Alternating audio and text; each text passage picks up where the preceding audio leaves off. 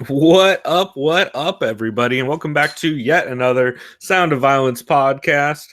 We are an MMA podcast that lets you know the MMA podcast you should catch, skip, and can't miss each week, as well as we try to check out a new show. I am Pulver, and I am back yet again with Chris on location at his pop's house. What up, dude? Yeah. How's it going? Doing fantastic, man. Before we get into, of course, the type of podcast that we really are, undercover, I am doing great. I am super fucking stoked for this fight card, this pay-per-view. I think I read a stat.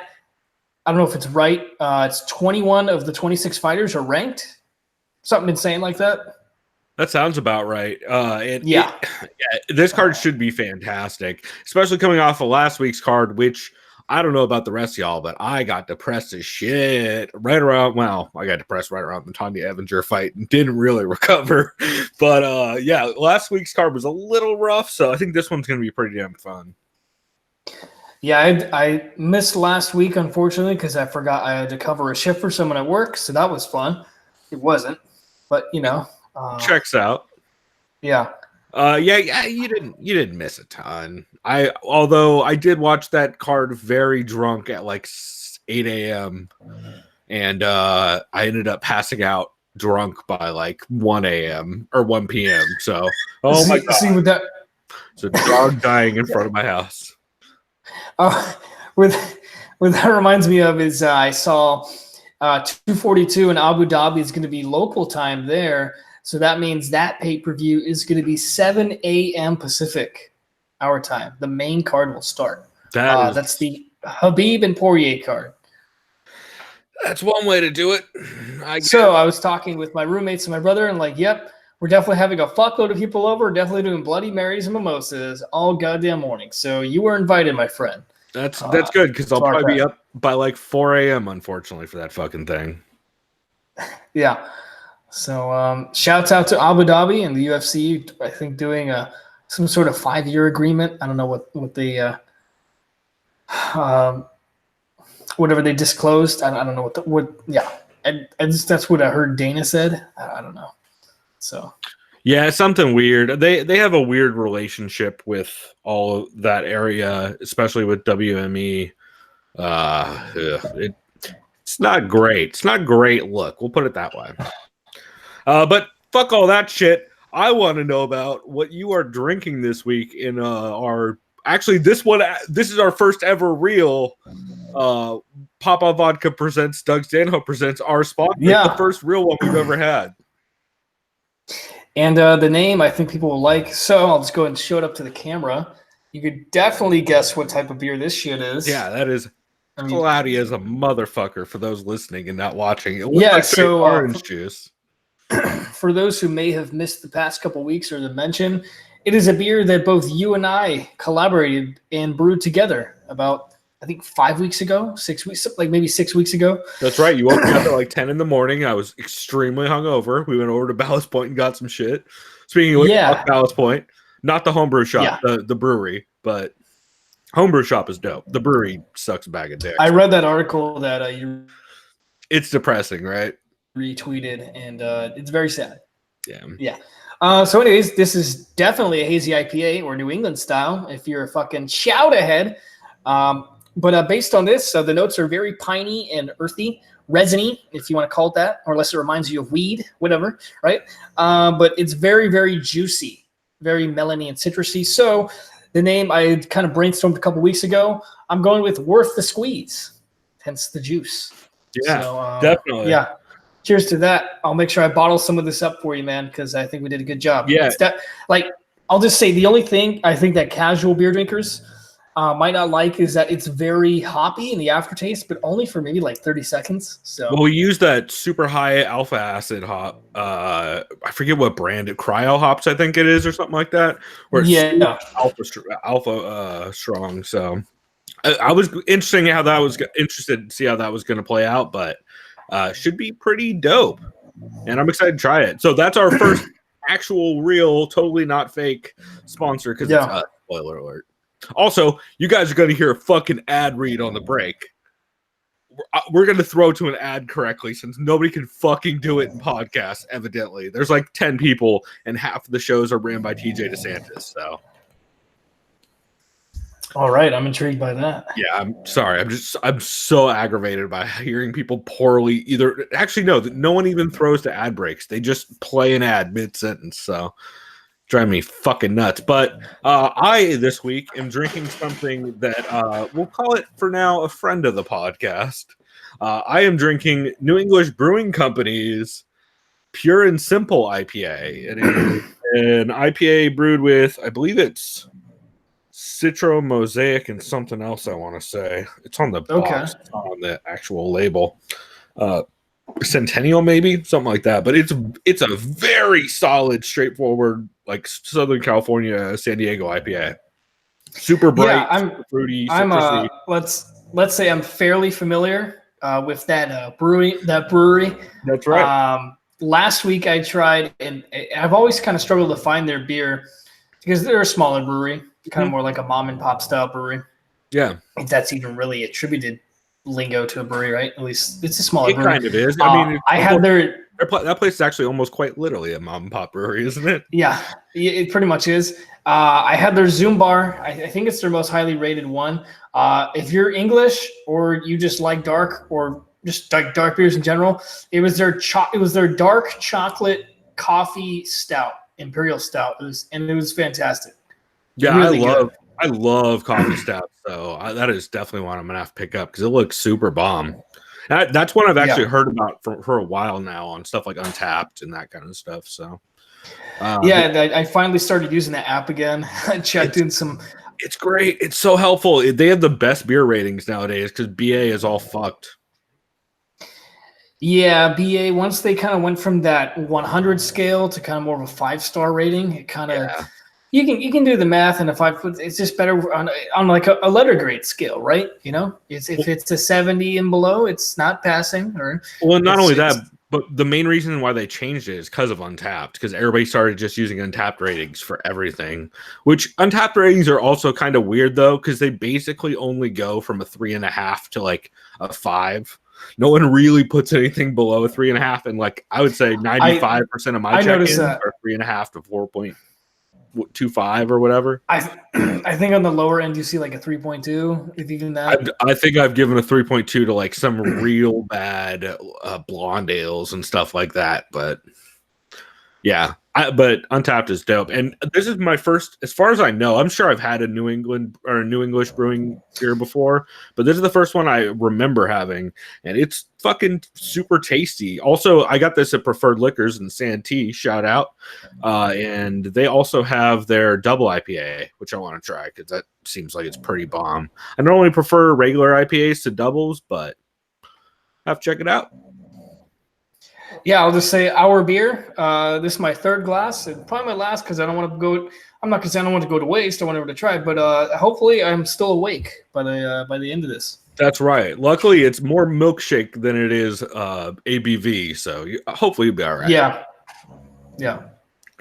Cool, man. Well, we will go ahead and jump into format since we're almost a beer podcast, but not quite. We haven't started brewing on the show or anything yet. So why don't we go ahead and get into the first one? Chris, why don't you start us off with the MMA podcast you recommend people catch?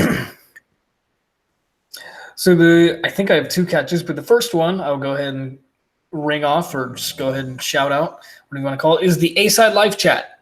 I know it's Jose Youngs, and was it still Alexander Kaler? I couldn't really tell. Oh, it was EKC. It was Esther and KC. Oh, Esther was reading some of the listener or fan questions or tweets. That's right. That was the one that Sean Al-Shadi, before he left, he's like, if Casey ever comes on, you're going to get the most fire takes. Yeah, it's some interesting takes. I'll go ahead and start. They talked about the 4 fighters who retired this past week: Jimmy Manuwa, Alexander Gustafsson, Nick Hein, I think, and then, of course, Muhammad Lawal, or King Mo, as people probably mostly know him by. Yep. They evaluated where those fighters were at. They talk about Jimmy Manuwa just kind of accumulating too much brain damage in the past couple fights, which, I mean, that Rakic fight didn't help. props to Alexander Rakic, props to Serbia. I think I can't. I know the other Serbian fighter was that Darko Stosic guy, but I think there's another Serbian guy. There's either way in that light heavyweight division. There's a new prospect or a new contender, really, potentially to look out for in Alexander Rakic. Like, my God, that shit was nuts. Probably one of the most violent knockouts I've seen. Yeah, and he threw that. That's my shit in the EA UFC game. Is that right hand with the right high kick or the straight with the high kick? That shit is so money. Yeah, I know somebody did comment. This shit looks like straight out of fucking UFC 3. Yeah, it's literally a combo in that game that is that's like the one thing I can fuck people up with consistently. So I know Casey was talking about. I think Gus was probably tired of being able to beat John Jones. That probably might have been a factor. They said, will the flyweight, and I know this is a common question, will the flyweight division finally fold if Cejudo wins? Who fucking knows? Just about everybody asked that this week, and honestly, that division's been dead. Yeah, there's 12 officially ranked fighters or something ridiculous. There's 12 fighters, I think. I think it's less than that. I think it might be 11. So I'm not all for anyone losing their job, especially because if it puts food on the fucking table. So regardless of whatever happens tomorrow night, we'll get into it later. It's a weird situation. I mean, Henry's not going anywhere anytime soon. That dude's going to stay at 35 regardless. So probably some of the guys like Benavidez too, or some of those guys at the top of the rung of the ladder. I think it was Casey, like I said, who has the hot takes. Who has a better chance of the upset this weekend or tomorrow, as at the time of the recording? Nina Ansaroff or Jessica Ai?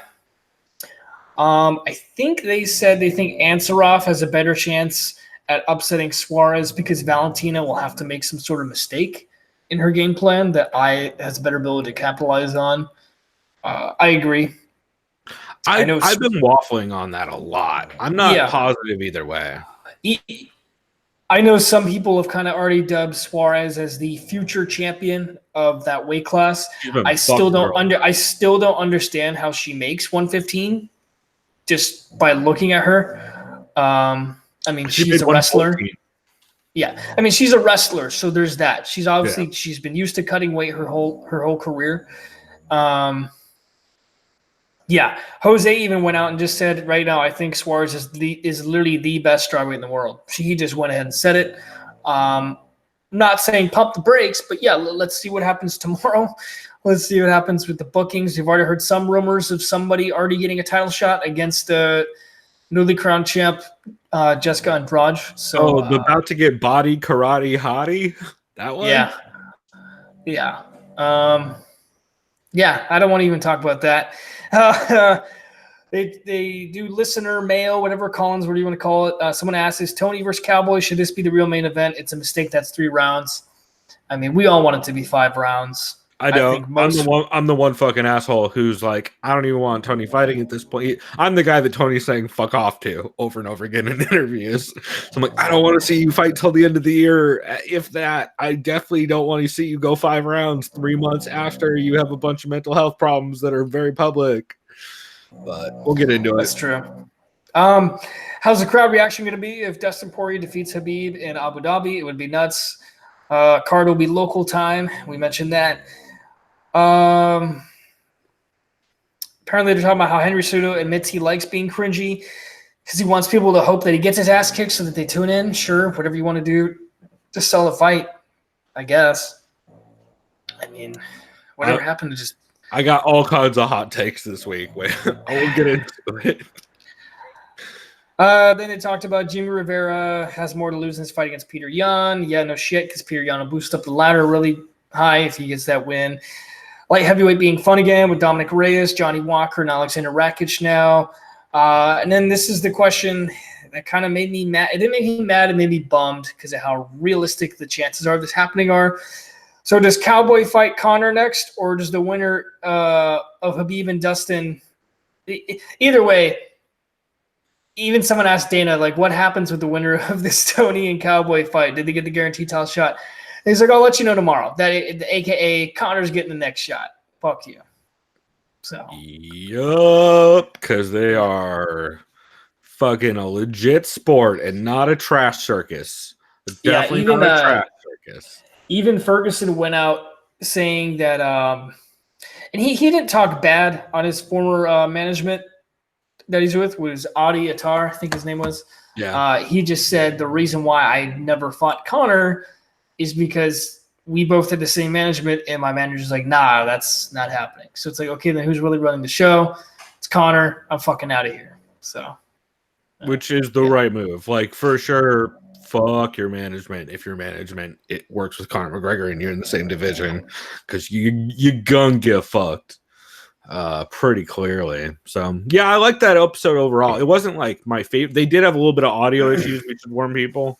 While fucking Esther was like trying to figure out how to unfuck the echoing, but they got it figured out pretty quickly. So yeah, they did. Cool, man. Well, so let's see. So I'll jump into a catch that I had this week, and that is episode 101 of the Slip and Dip podcast.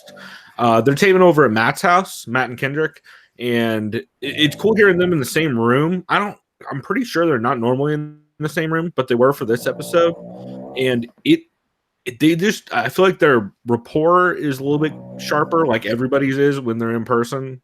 Because fucking Skype or Google Hangouts or whatever is always a motherfucker. Or I'm pretty sure they probably use OBS because Matt runs all kinds of all kinds of shit video wise with the actual production. He's pretty great at that shit. But yeah, it's just a solid episode. And also Kendrick's audio was a little bit better because he wasn't talking as much off mic this way at a monitor. He's more talking into the mic a little bit, which definitely cleaned it up. They talked a lot about Ruiz getting the win over Joshua since they didn't actually cover that card. So they had a lot of fun talking about that. And it's cool getting their takes since they're two pretty big boxing heads. Especially I know Kendrick is like a pretty giant boxing head. He's been covering it for a while. And then they had Andrea KGB Leon on Skype. She was a sweetheart as always and super personable. I wish she would unblock us on Twitter just because we asked her, just because we said that we don't understand why she doesn't understand that her husband having swastika tattoos is a problem. That got us blocked. And in retrospect, but that was a shrug for the people listening. But they talk about the Valentina versus Jessica I fight, which is in her division, and they also talk a bit about why fighters sometimes play it safe in fights, which was interesting to hear her kind of talk openly about. Like even in her last fight, like normally she's active as shit and always going for a finish. But even in her last fight, she played a little bit safe in the third round just because it was her debut and she wanted to make sure she got that win, especially since she was up 2 rounds, I'm pretty sure, against who was it? It was Ashley Evans Smith, I believe. Yeah, I think that's right. Yeah, and then they actually, so credit to them and credit to Andrea. They talk about Donnie Aaron, her husband, actually being found just recently, and because he's been wanted since beating the shit out of her. Shit. And so they talk about him being found and being arrested, and they asked her like, "Hey, did that affect you at all or anything?" And she thought it was funny because a lot of people came up to her and they're like, "Oh, we just heard they found Donnie. How are you doing? Are you okay?" She's like, "I knew about that like a week or two ago. I'm not. It's fine. Like I'm dealing with it. I'm not upset about it." So it's interesting to hear her talk about it, and she seems very genuine in that like they are split up and everything, and she's just kind of. She even said she's intentionally trying not to say anything negative because she doesn't want her daughter to have negative ideas about her dad or anything.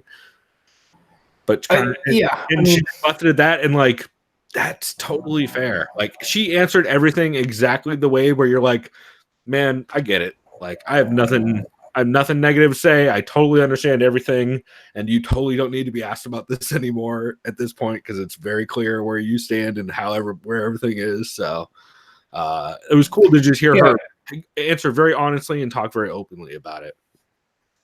Yeah, it seems to me, I didn't listen to it, but it seems just by what you're telling me, she went about it the right way. So that's good. And not only that, but credit to Matt and Kendrick for not only bringing it up, but bringing it up in a way that she felt comfortable talking about it. because that's a very tricky thing to do. And you could tell, I mean, they're not those dudes who are out there looking for fucking quotes, and they're not even putting out there that she opened up about it. Like it's shitty. Let's just say shittier podcasts that may or may not have been 4 hours long for a long time would have cut up a bunch of clips that said Andrea Lee talks about Tommy Aaron. Yeah. Damn, see, you already beat me to it. I was gonna be like, hey Andrea, guess we have on the line in the back of the police cruiser. That's right. Now let's talk to the racist. See, this is why we get blocked on Twitter. Anyway, but yeah, I just thought that was really interesting. They also had an interview with Caleb Plant about his upcoming fight on Fox. He's a boxer, for those who don't follow it. And he was just personable and seemed interesting. And they talked to Jared Cannonier, who Skyped in to talk about his win over Silva in Brazil. And that was hilarious. Jared Cannonier was funny as hell in that interview. So overall, just a fantastic episode, and I just couldn't recommend it more. It's one of their better episodes, and they have a lot of good ones. So Slip and Dip Podcast, go check it out. Nice. Fuck yeah. Hell yeah. I know I haven't listened to those guys in a while, but it was I'll say this, I have a shitload of notes. I won't try to drag on too much, but a lot of good content I feel like I was able to grab from the stuff I listened to this week. So nice. Well, you mentioned you had another catch, right? Yeah, one more catch. I'll go through real quick. Protect Your Neck with Dan Tom. He was joined by a fellow boxing head and MMA enthusiast. This guy he's also, I don't want to say he's a gambler, but he likes to bet, just like Dan. His name is Kyle Anthony. I think he plugged his YouTube channel. I think it's just like Kyle Anthony something MMA. I think if you just go to YouTube and do Kyle Anthony something, he'll show up. I know he's Kyle Anthony UFC on Twitter. So you can probably find They briefly recapped UFC Stockholm from last weekend. They had a fun time discussing kind of their betting strategies. I'm not a bettor by any means. I barely even understand odds half the time. I can read odds. I got pretty good at odds. I guess. I mean, well, speaking of interesting odds, this card has quite a bit of them. Yeah, if y'all want to make some trash parlays, this is the kind of card where you can make some trash parlays. Yeah, I told my brother about the co-main event odds, and he's like, "Fuck, dude, I wish I had $100 to burn, because that sounds hilarious." For real, and honestly, if you had, as the co-main event would say, $20 you'd never want to see again, there are worse ways to spend it. Yeah. Anthony was talking about he thought Gus was up the first 3 rounds. It was confused why he went for the takedown. I didn't see the fight. I saw some highlights. I don't know how it went. All I know is Smith won. He submitted Gustafson. I didn't have Smith. I didn't have him up 3 rounds. I thought Smith was more competitive than that. I'm pouring a beer. I should show it since it's distracting audio wise. But yeah, I didn't have him up all 3 rounds, but it was all 3 rounds were pretty competitive up until, but he was, I would say, pretty consistent. Well, I would say he at least, I would need to rewatch it. I think he took 2 and 3, but I need to rewatch it. Both of them agreed. They think Anthony Smith proves he's going to be dangerous as every fight that he's booked goes forward, or every future fight he has, because he'll just always continue to have the chip on his shoulder. Whether it was, you beat some old washed-up has-beens. It's like now, like he beat Gustafson, who's widely considered by some the second best or third best overall light heavyweight the UFC had seen in a long time, however you want to phrase that. So, yeah, definitely, I mean, I see second. Definitely third. I mean, I think that too. I mean, he lost to the 2 best light heavyweights. Yeah, I mean, I think that's pretty apparent. They love what Alexander Rakic brings to the division. Oh, wait, he never fought DC. What am I talking about? Who? Smith or? Oh, no, you're right, Gus. See, I had a panic attack. I almost would score Gus a victory over DC than in more or less in that first Jones fight. Granted, he almost knocked DC out. Yeah, it was much closer than the Jones. The Jones fight was close watching it the first time. If you rewatch that fight, that shit's not that close. Like, Jones handily takes the last 2 rounds. No fucking problem. Yeah. I agree. They talk about the main event of 238 and the odds on that. Anthony thinks Cejudo can win this fight because he's been in this situation multiple times now, and he went with him. They talked about both these fighters' insane physiques. Dan thinks Marlon Moraes is Krillin from Dragon Ball Z, but at his highest potential. Sure.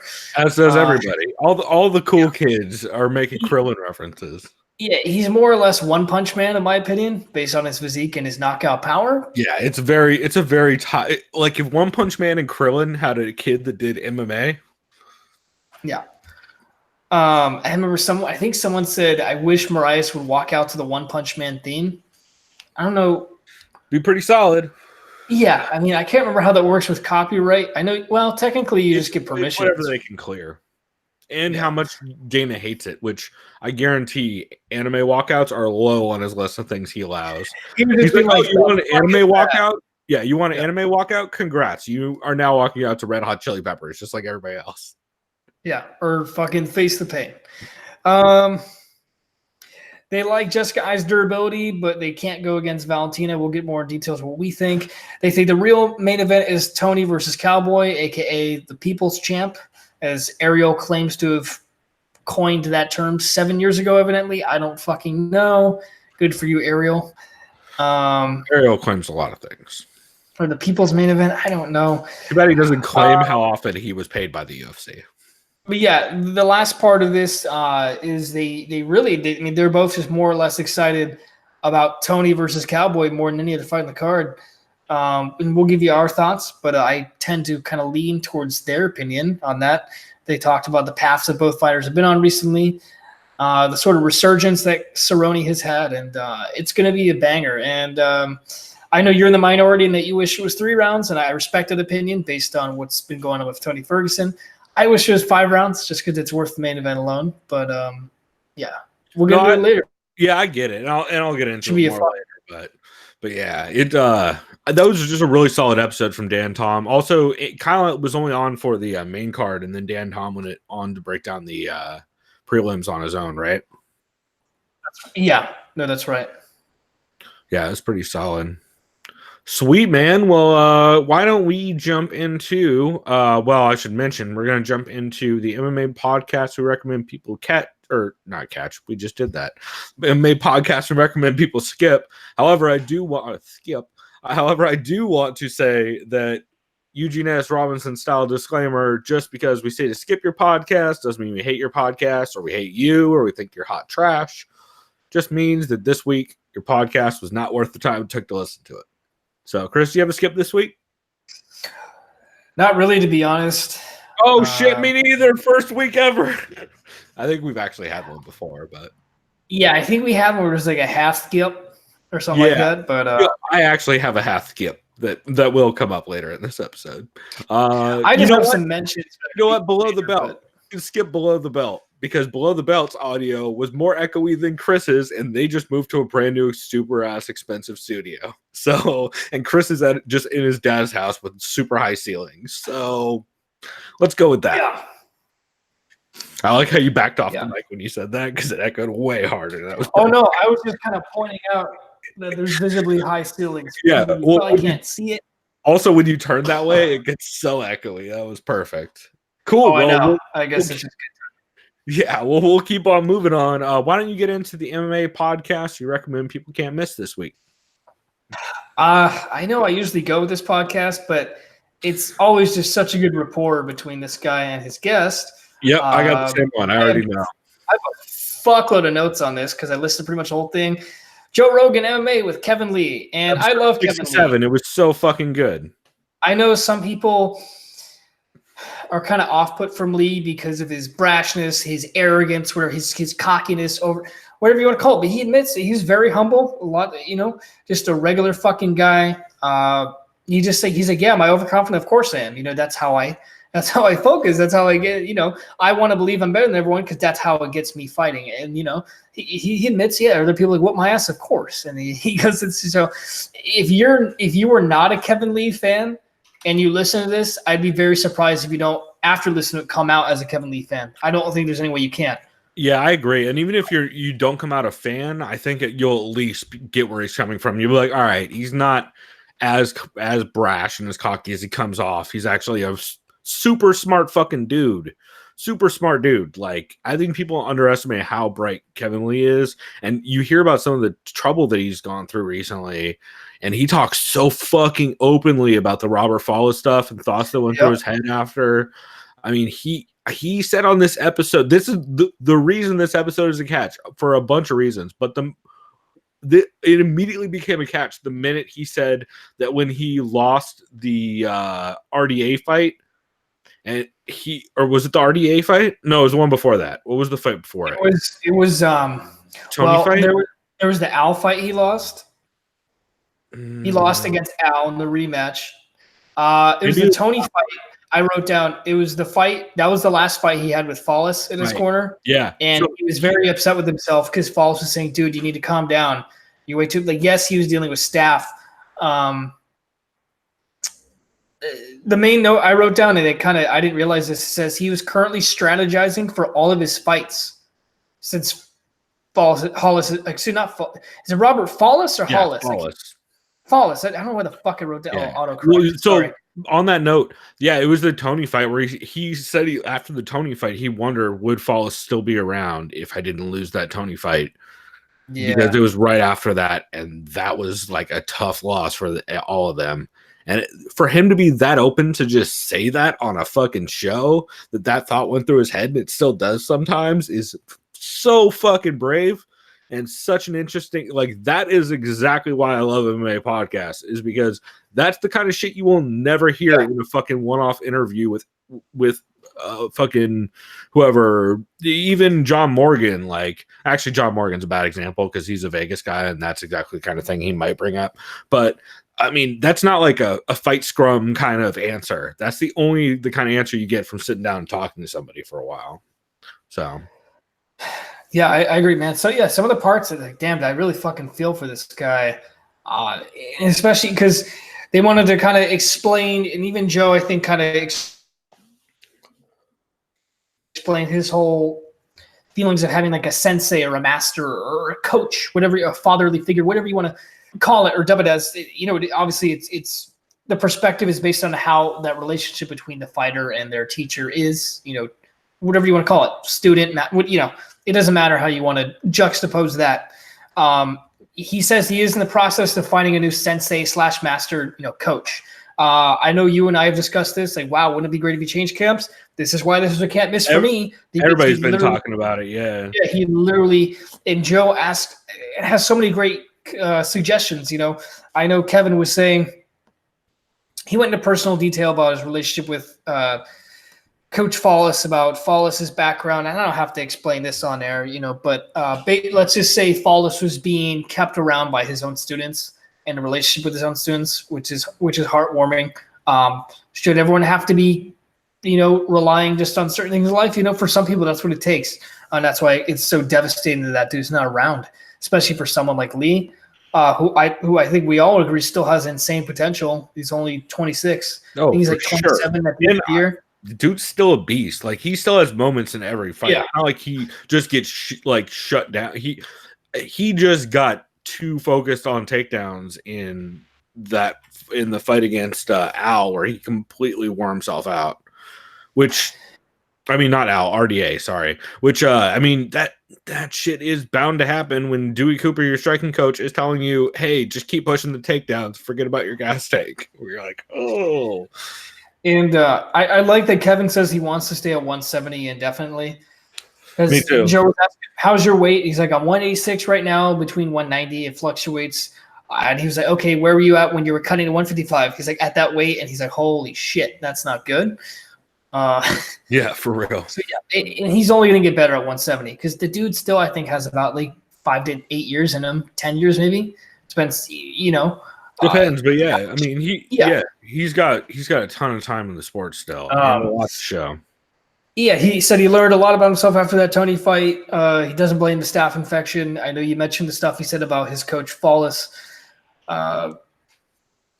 They talked about amateur fight experience and how that affects some fighters in the fight game leading up to professional careers. A lot of Floyd Mayweather talk, amateur fights, you know, Olympics, that kind of thing. You know, what's it like to have your family in your corner? Because I know some people criticize that too, and I know boxing's a whole different animal than mixed martial arts. I'm trying to think of right now besides the Shevchenko sisters, I'm trying to think of which family is always in their corner. Maybe you can help me with this. Brothers, Lozon brothers, Miller brothers. Yeah. Miller brothers is like off and on, Lozon brothers off and on, depending on the era. If you count wife and husband, that happens a lot more. Shouts out to Mike Perry. It happens, but it's fairly rare for sure. Yeah. Anyways, let's get back to what Joe was saying. He's like, hey, so who do you have a schedule right now? Are you going to meet some people? And he said, yeah. So at the time of the recording, which probably was just like 4 days ago, because it was after the Stockholm card. Yeah, I think it was Monday. Or no, Monday, it was Wednesday. Wednesday. Yeah. Yeah. Kevin says he's like, I'm leaving today to go train with John Crouch in Phoenix. Is Crouch with MMA Lab? Yeah, he's at the MMA Lab with Benson. That's what I thought. Then he said after that he's going with Trevor Whitman in Colorado. Trevor Whitman, of course, trains Rose Namajunas, Justin Gaethje, and I know I'm missing a couple other killers in that gym. And then, of course, and he kind of admitted he's saving his most anticipated for the last, Firas Zahabi. Which is the one that Joe hooked him up with. Joe got him in touch with Firas. And Joe was actually had said previously on podcast that he talked to Kevin after the fight and told him, hey, I think you should go talk to Firas and hang out and kind of pick his brain and see if maybe that's somewhere you should go. Which I think that would be super good for him. I totally agree with Joe that Kevin Lee has all kinds of GSP style potential in that he can clearly work a jab and takedowns if he gets with somebody like Firas. And fingers crossed, Firas isn't going to be that dude who is just going to straight up. He's not going to be that guy. Oh shit! Bump my arm. He's not going to be that guy who is. I'm hoping Firas isn't going to be the guy who tries to talk Kevin Lee into going for a bunch of fucking Imanari rolls, because god damn it has he been doing that lately with fighters. But like Rory, right? Fucking Rory and the Imanari rolls, bro. I can't. What are the odds we see an Imanari roll from fucking Tony tomorrow? Oh, he's not Firas. That's Penny's guy, obviously. Either Imanari or Granby. It's up to you. It'll be one of them. I know Joe talks about what do you think of ATT. Then Kevin says he's focused right now, not getting caught up in lifestyles. When moving camps, he's known a lot of people who get caught up in that Miami lifestyle, just being at the beach, chasing the girls, what have you. And I respect that. He's like, yeah, because I agree. If you're Kevin Lee at this point in your career, you're very much in your prime. Anyone can get distracted at any point of the career in any professional sport. Doesn't matter. The NFL withstanding, simply the NFL is the easiest one to get distracted. The amount of money you make, but money in the bitches. Yeah. And then probably boxing, just because of the fucking money and just, literally all we've heard about boxers and controversy and those are two sports, really. It's just boxing and the NFL. But besides that, I like Kevin's mentality where he's at right now. He wants to win. He wants to get better. He wants to find that right camp. Like you said, Joe mentioned the similarities between George St. Pierre and Lee. Lee has a lot of respect for Trevor Whitman as well as John Crouch. I don't know if it was Joe or Kevin talking about this cold weather build character. You see a lot of wrestlers are from the Midwest, whether it's like Wisconsin or Illinois or anything like that. Doesn't really build character. And then Joe's like, yeah, I live in LA. There's a bunch of fucking pansies down here, Yeah. And then I like to talk about plyometrics and explosive drill training instead of versus weight training. Lee mentioned working with Sam Calavita before the RDA fight. Sam Calavita is kind of that mad scientist guy who you probably heard TJ Dillashaw worked with extensively. So the guys like Cub Swanson in the guy's garage. They don't shift any blame from what happened to TJ on Calavita. I think that's fair just because, there's no evidence towards ill will or any sort of influence from Calavita. Super messy ass Instagram other than that, trying to be a fucking literary figure from the 1300s with some of his fucking prose. That was the weirdest fucking thing I've ever seen in my life. Like, I didn't think the dude was guilty until that, and then I was like, oh, I don't know how I feel about any of this dude at this point. Yeah, right. Just sounding like some literary writer. Like, I do declare TJ was thrown circumstances undreamt of. With some bullshit Thou like that. Like, shalt not be proven guilty until thou has. Yeah, it's fucking. Unless thou's name is Lance, right. and rides a bicycle. Unless thy has un ball. Yeah, and he's like un. yeah. Turned weirdly German at the end. I don't know what's wrong with them. I think I'm just trying to quote fucking Beerfest. Und Bex. Und Bex. Talked about the 3-hour brutal workouts, like on the cycling machine or the spin machine. Kevin says, I can see why TJ needed EPO now. Haha, that kind of shit. Fucked up joke, but I still like it. Yeah. Kevin's still campaigning for that 165 division. As everybody should be. He thinks there should be a 195 division because he likes the young prospects like Rakic and Walker. I don't necessarily agree with that just because 205 is so shallow. I mean, I could put some 185ers up there. Like Rockhold probably could have done 195. I mean, that's still to be seen how Rockhold's going to look at 205. Maybe he's a fucking world beater. I don't know. Those are two pretty fucking weak divisions already, though. And then the last notes I had were his stories of Francis Ngannou, who trains with him at Extreme Couture currently, and nobody wanting to wrestle with him or even really engage with him, even though he's a giant teddy bear. Kevin Lee talking about sparring lightly with Francis Ngannou and wrestling him is fucking hilarious. But I'm here for it. Yeah, it was just a very, very good episode overall. I think we said similar things about Kevin Lee's first episode, but I'd even doubled down on him this time out just because he was so open about the losses, the Robert Fowler stuff. It's such a good episode. Yeah, I enjoyed it a lot. Nothing bad to say about it. God damn, dude, sorry. I keep motioning my hand. There's a fucking gnat like trying to go into my goddamn beer right now. That checks out. Like, no. It's that time of year down here in Southern California where the flies are out, bro. I've been fucking swatting flies for like a week. Shouts out to Santee being a fucking wilderness. Let's see. So, did you listen to any new shows this week? So, unfortunately, and I even did the old Google search of new MMA shows. I remember Brendan Fitzgerald, shouts out to Heavy Hands. He was a guest there briefly for about like the first segment. He has a new show. You mean MMA Vivisection? Vivisection, thank you. See, yeah, Fits in the Fighter. Yeah, Fits in the Fighter is Brendan's show.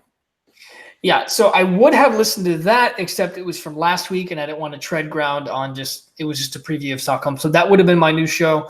The other thing that I could have that's a new show is an off-topic, offhand, whatever we fucking call it. I forget the whole spiel.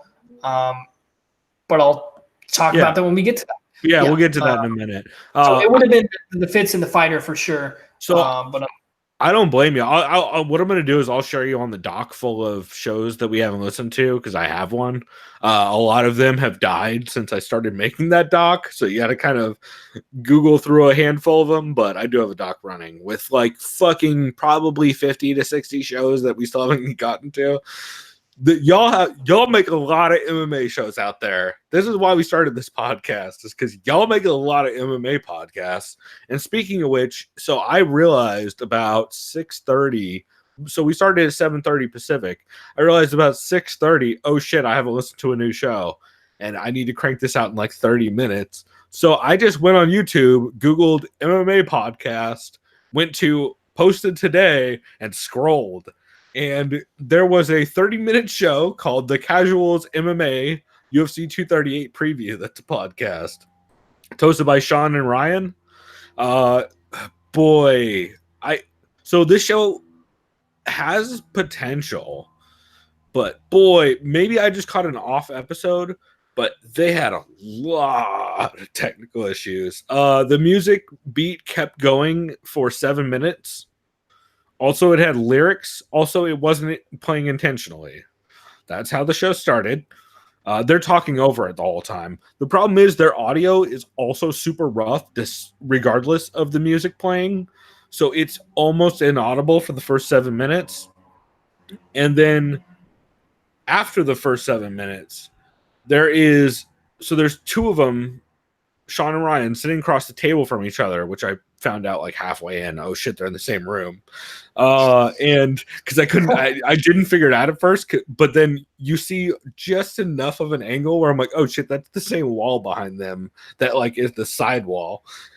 So because I was trying to figure out why there's an echo. Well, it's because here, if you guys are watching on YouTube, you guys will actually hear what I'm doing. So the guy is talking with the mic right here below his chin, but he's talking past the mic. So like Chris, here, let me actually talk as softly as he was talking. So Chris, this is what it sounded like. I don't know if you can hear me super well, but probably not super well. Probably sounds like hot trash. I can kind of hear you, but now I need to put like both headphones in. I don't know if you can hear me right now as well, but the mic is nowhere near my face. So. Yeah, well, so that is already a problem because it completely ruins the sound, right? Yeah. The other problem is he's talking over his mic so that his voice is picking up better on the mic across from him than his own mic. So there's an echo also. Oh boy. And it drove me fucking nuts. He did it the whole episode. And that's a simple like, hey, you haven't done a lot of mic time, or you don't have a buddy who knows how to do mic time, or no one has mentioned this to you yet. I don't know. I'm gonna send him a message and give him a heads up. But man, was it frustrating? Did you say it was their first episode ever? No, not even a little bit. But it's the only one I've listened to, so I don't know if the other ones aren't like that. I don't know if it was just like maybe the guy was real high and he kept trying to, maybe the mic was just in the way and he wanted to see the other guy, so he didn't know where to put it, so he was talking over the top of it. It was the worst. It's one of the worst audio issues I've seen because it took me a while to figure it out, because I was like, I know his audio is bad because he's talking over the mic. I don't know why there's an echo. And then I realized they're in the same room across each other from a table. I was like, oh shit, that's why. So yeah, that was kind of frustrating. Apart from that, that's an easy fix. They can easily fix that, and then their show can be way better. I don't even think it's a mic quality issue. Their mic seemed okay quality, not great quality, but okay quality. That's just a matter of mic placement and working on your levels a little bit, or even just angling mics off at an angle so they're not going the same direction and bouncing off each other. But other than that, so their main thing is they do breakdown. They broke down the whole main card. They did 2-minute rounds, basically talking about, well, they say 2-minute rounds. I don't know how actually accurate to 2 minutes that was, because it seemed way longer. But they would do breakdowns of each of the fights, just kind of give their quick opinion. They'd say the odds, and then they spent. Oh, and then there's a fucking bell that they're like a round bell, end of round bell, that they kept playing the sound effect for. And then they did the 5-minute breakdowns of Cerrone versus Tony and a 5-minute breakdown of Cejudo versus Moraes. It was fine. Like their breakdowns and stuff, I don't even mind. Dude even shouted out Ant Walker, which I thought was dope, from Sherdog. I thought that was cool. Yeah. Love me some Ant Walker. Ant Walker's fantastic. So there's moments where it was like, I could see it being like that show could easily grow into something interesting, but boy, those audio issues just really, they bum me out in a way that like I'm gonna send them a message, just like, hey, heads up, had trouble hearing a lot of this, and not just because of the music problem at the beginning, and hopefully they'll work on that, because again, easy fix and something that you only know either if someone points it out, or if you listen back to your own episodes, or stuff like that. So, yeah, I think that's what to be fair, I'm not surprised when I just Google random MMA podcasts on YouTube and play the shortest one I can find that's around a half hour. So, yeah, the Casuals MMA. And also, who knows? Their other episodes might be totally fine audio quality. It's just I happen to listen to UFC 238 previous show, so. Yeah. Give them the benefit of the doubt. Yeah. Is there any other shows you wanted to give a brief shout out to? Yeah, quick shout out to Fights Gone By with your boy Jack Slack. Yeah, that was a solid one. Episode, the one from today or the one earlier? from today, I believe. Oh, so that would have been 143. The episode 142 was pretty solid also, where he talked about Ryzen 16 in Stockholm. Yeah, no, there's definitely the one from today. Yeah. It's good. I like the one. Just a lot of breakdown. Yeah, I like the one also from 142 because he made the reference. Somebody brought up to him that that when Gus runs from Anthony Smith, he looks like a Naruto character, which is my fucking favorite shit ever. So pretty happy about that. And the other shout I have, Heavy Hands, of course, Vivisection, of course. Yep. TSN MMA was good, especially if you're a boxing head. Oh, nice. I didn't catch that one. Even if you're not a boxing guy, you probably saw memes, GIFs of Andy Ruiz knocking out Anthony Joshua, which is absolutely insane. Oh, yeah, that one dude, Ray Rod, who's the best at that shit. Google Ray Rod Joshua, and it'll show up, I'm sure. Yeah, even with the Deontay Wilder and the Infinity Gauntlet being all Thanos against the guy in Brazil. Great. Yeah. Probably my favorite one, Douglas Lima with the hammer on fucking MVP. Just like, how does it just coming out of the arena like shh in the fucking tongue? Like what the fuck? Like that dude needs to be hired by someone for something. Oh, I'm sure he will, since Joe Rogan was shouting him out this week.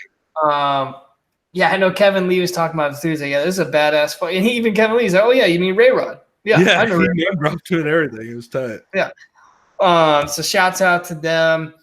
Shouts out to Aaron and Bazooka Joe, because Joe was talking about Triple G's fighting Rolls, his last name. Joe spars with him all the time. I think his last name is Rolls.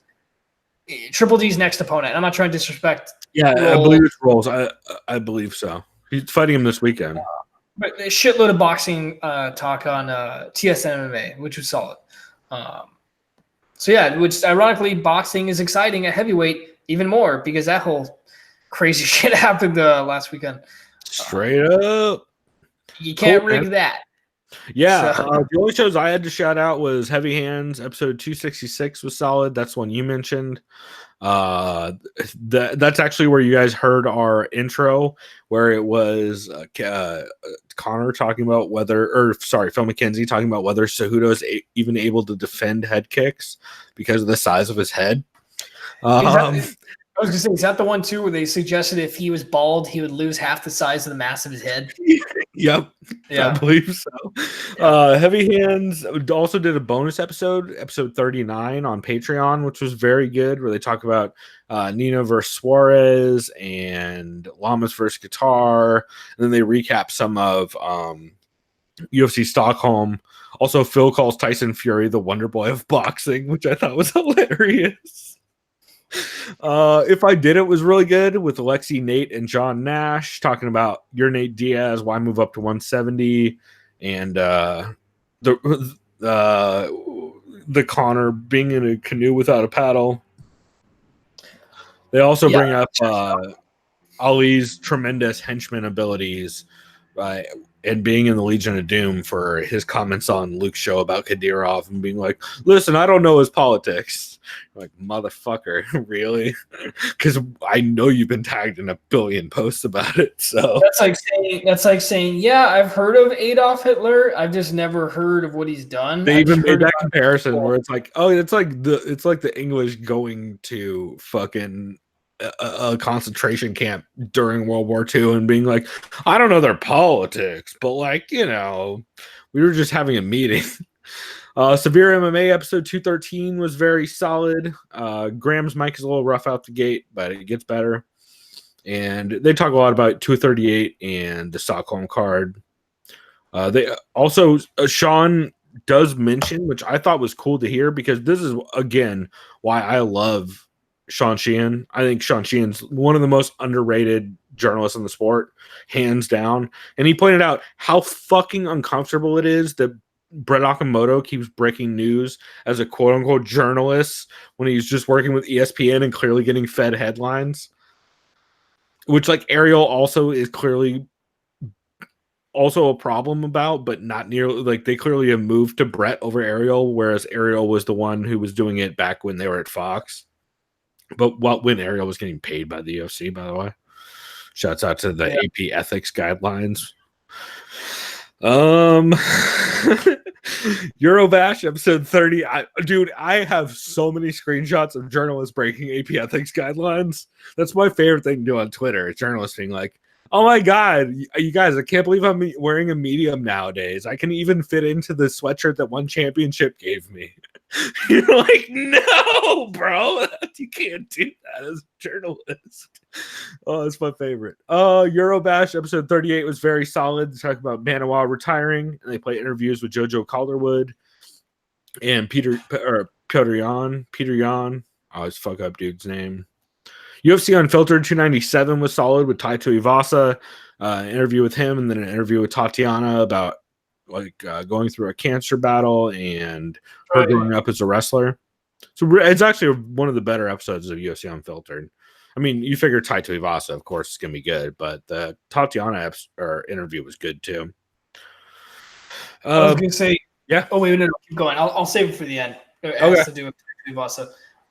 Let's see. Between rounds, roundtable was good. It was Jack Encarnacio, Jeff Sherwood, and Steve Juan for between rounds. That was real solid. Interesting takes. I love Jeff Sherwood talking about Henry Cejudo proving that MMA is sports entertainment, not a sport. It's a lot of fun. I mentioned MMA Vivisection had Brendan Fitzgerald on for the main and co-main. Co-main event podcast episode 357 was pretty solid. A lot of news about the Athletic. Also, if you're a $10 patron of co-main event podcast, which I am, they're theoretically going to be sending out codes for a year of access to the Athletic for free, which is pretty cool. Which we broke. I mean, we didn't break that news. From O'Brien broke that news, but we talked about it on the podcast last week before that all got announced. Which was pretty cool. Yeah, I heard about that or read about that. And we talked about it last week too. Yeah, I even saw an ad on my Instagram feed for the Athletic. Yeah, so, shout out to Ben Folks too, who I believe writes for the Athletic. Yeah, it'll be interesting. We'll definitely both end up having to subscribe at some point because Ben and Chad let the news out this week, as well as some of these people did, that Chuck and Sean are going to start a podcast on the Athletic. Josh Gross is going to have a podcast on the Athletic, and Fernanda Praches, who I've been talking about with on Twitter for months to try and get her to do a podcast, is doing a podcast on the Athletic. I know she'd been thinking about it, but I have been hounding her about that at most chances because I think she would have a great show. Because if you guys ever listen to Junkie or she's been on MMA Roadshow a couple times, she is great on podcasts. Fernanda Praches is one of my favorite people on podcasts, so it'll be very cool to see her be able to contribute to that sphere because I think it'll be super interesting. Also, news this week is that, let's see, Jordan Breen signed with Bloody Elbow, which is dope as hell. I'm curious to see what it's going to mean for his shows that he's been doing with TJ DeSantis on Between Rounds, mostly because Jordan Breen, if you guys remember, was not on the last episode of Collapsed MMA, which was his show that he used to do with TJ. And he hasn't been on a podcast with TJ in a while. I figured it was because Jordan Breen was going full Jordan Breen, as I have gone a couple times on this episode. Or, I mean, not on this episode, on this podcast. Here, I don't have any beer, else I'd give you an example. But his first article that he did with Bloody Elbow is pretty solid, so I'm curious to see what content he puts out. And then Damon Martin signed with MMA Junkie, which will be interesting. I like Damon Martin, so should be cool, man. Fuck yeah. Cool. Now that I've rattled all that off, why don't we go ahead and, you know what? We're going to throw it to a commercial break where we are going to talk to you guys about the benefits of the sweet, sweet nectar known as, Chris, you want to give it a plug? You're drinking it. I mean, yeah, I was going to say, let's go ahead and go into this. You and I brewed it. It's called Worth the Squeeze. And I don't have much of it left because it's so fucking good, but it's a very, very hazy IPA. That's right. If you guys like hazy IPAs that you can never get your hands on, Worth the Squeeze IPA, it's worth checking out. It might even be worth the squeeze. Oh yeah. That's how you do a fucking commercial MMA podcast. It's not hard. Just throw to it. Don't just start talking like, hey, also, middle of my sentence, Michael Bisping, have you heard about it? This fucking weird app that nobody wants to use? Oh, cool. It's not hard. Just mention you're going to an ad.